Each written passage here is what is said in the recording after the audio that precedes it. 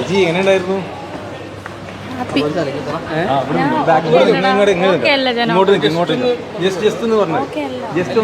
Seriously ഞാൻ okay അല്ല, ഞാൻ മൈൻഡ് ഔട്ട് ആണ്.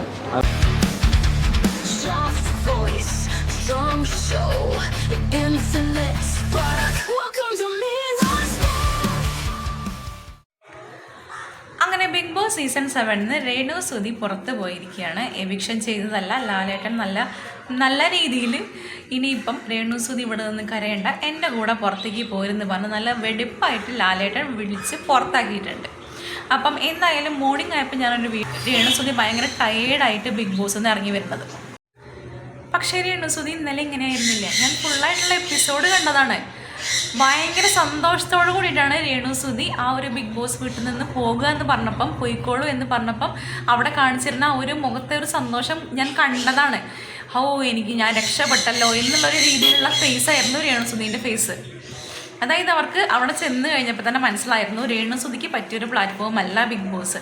പക്ഷേ ഈ ഒരു പുറത്ത് നിന്ന് കണ്ടപ്പം ബിഗ് ബോസ് ഒരു വലിയ സംഭവമാണ്, അവിടെ പോകുന്നവരെല്ലാം നല്ല ഫെയിമോട് കൂടിയാണ് തിരിച്ച് പുറത്തേക്ക് വരുന്നത് എന്നൊക്കെ കണ്ടിട്ടായിരിക്കും ബിഗ് ബോസ് പോകണമെന്ന് നല്ല രീതിയിൽ ആഗ്രഹിച്ച് നിന്ന് പോയിട്ടുള്ള ഒരാൾ തന്നെയായിരുന്നു രേണു സുധി. അവിടെ എത്തിക്കഴിഞ്ഞപ്പം രേണു സുധി ഫ്ലവർ അല്ല ഫയറാണ് എന്നൊക്കെ പറഞ്ഞിട്ട് നമ്മൾ നല്ല റെഡിക്ക് കണ്ടതായിരുന്നു. പക്ഷേ അവിടെ എത്തിക്കഴിഞ്ഞപ്പോൾ രേണു സുധിക്ക് മനസ്സിലായി ബിഗ് ബോസ് രേണു സുധിക്ക് ചേർന്ന ഒരു പ്ലാറ്റ്ഫോമേ അല്ല.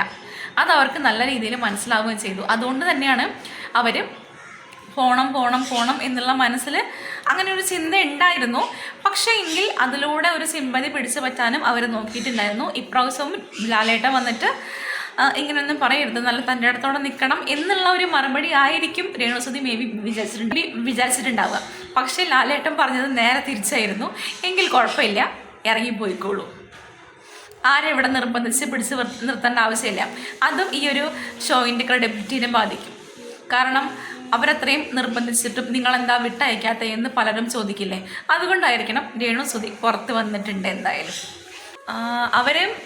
രേണു സുധി പുറത്ത് വന്നിട്ട് ഒരാളോടും സംസാരിക്കാൻ കൂട്ടാക്കണില്ല. കാരണം ഇതുവരെ അവരെ ഗൈഡ് ചെയ്തിരുന്ന ആൾക്കാർ അല്ലെങ്കിൽ PR വർക്ക് ചെയ്തിരുന്ന ആൾക്കാർ എന്താണോ ഇനി പറയണത് അതുപോലെ വേണമല്ലോ പുറത്ത് പോയി പറയാൻ എന്ന് ഉദ്ദേശിച്ചിട്ടായിരിക്കും ഒരു സാധനങ്ങളും ഒരു കാര്യവും. അപ്പോൾ ഇനി രേണു സുധി പുറത്തുണ്ടെങ്കിൽ യൂട്യൂബൊക്കെ നിന്ന് സോഷ്യൽ മീഡിയ നിന്ന് കത്തും എന്നൊക്കെ പറഞ്ഞ് നമുക്കിനി കാണാൻ പറ്റും. എന്തായാലും രേണു സുധി പുറത്ത് വന്നിട്ടുണ്ട്. വളരെ സന്തോഷത്തോടു കൂടിയാണ് അവർ പുറത്ത് വന്നത്. ഞാൻ കണ്ടിട്ടുണ്ടായിരുന്നു എപ്പിസോഡ്. പക്ഷേ പുറത്ത് വന്നപ്പം അവർക്ക് വയ്യാണ്ടിയായി.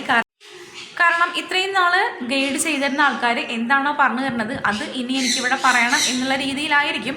ഇതുവരെ രേണു സുധി ഒന്നും പറഞ്ഞിട്ടില്ല. അപ്പം എന്തായാലും ഇനി ഒരുപാട് ഇൻ്റർവ്യൂസിലൊക്കെ നമുക്ക് കാണാൻ പറ്റും. അപ്പം എനിക്ക് ജസ്റ്റ് അതായത് ഇന്നലെ പുറത്ത് വന്നപ്പം അവർക്ക് സന്തോഷമായല്ലോ എന്ന് ഞാൻ വിചാരിച്ചു. പക്ഷേ പുറത്ത് വന്ന വീഡിയോ കണ്ടപ്പം അവർക്ക് ഭയങ്കര സങ്കടം പോലെയാണ് തോന്നുന്നത്. അതും ഒരു അഭിനയത്തിൻ്റെ ഭാഗം ആയിരിക്കും എന്നെനിക്ക് തോന്നി. അപ്പം എന്തായാലും എൻ്റെ ചാനലിലെ വീഡിയോസ് ആദ്യമായിട്ട് കാണുന്ന ആൾക്കാരുണ്ടെങ്കിൽ, എന്നെ ആദ്യമായിട്ട് കാണുന്ന ആൾക്കാരുണ്ടെങ്കിൽ എൻ്റെ ചാനലൊന്ന് സബ്സ്ക്രൈബ് ചെയ്യാനും ലൈക്ക് ചെയ്യാനും ഷെയർ ചെയ്യാനും കമൻറ്റ് ചെയ്യാനും സപ്പോർട്ട് ചെയ്യാനും മറക്കരുത്. അപ്പം എന്തായാലും പുതിയൊരു വീഡിയോ ആയിട്ട് വരുന്നതായിരിക്കും. ബൈ.